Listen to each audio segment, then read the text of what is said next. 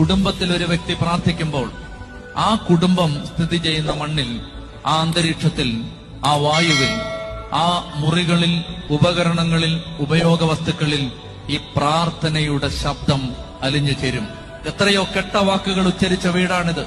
എത്രയോ കെട്ട വാക്കുകളുടെ കെട്ട ഊർജം ഈ വീട്ടിൽ കിടപ്പുണ്ട്. പാപത്തിന്റെ കട്ടിപിടിച്ച് കിടക്കുന്ന കെട്ട സാന്നിധ്യം ഈ വീട്ടിലുണ്ട്. വീട്ടിൽ ഒരു വ്യക്തി ദൈവത്തെ ആരാധിക്കുമ്പോൾ, ദൈവാരാധന വീട്ടിൽ ഉയരുമ്പോ, ആ വീട്ടിൽ പ്രാർത്ഥന ചൊല്ലുമ്പോ, പ്രാർത്ഥനയുടെ ശബ്ദം അന്തരീക്ഷത്തിൽ നിറഞ്ഞിട്ട് ആ പ്രാർത്ഥനയുടെ ശബ്ദം അവിടെ അവശേഷിക്കുന്ന നെഗറ്റീവ് എനർജിയെ നീക്കം ചെയ്യും. അതായത് ഒരു തിന്മ പോകണമെങ്കിൽ നന്മ പ്രസരിക്കണം. ഇരുട്ടുള്ള മുറിയിലേക്ക് കയറി എത്ര തവണ നിങ്ങൾ ബന്ധന പ്രാർത്ഥന ചൊല്ലിയാലും ഇരുട്ട് പോവില്ല.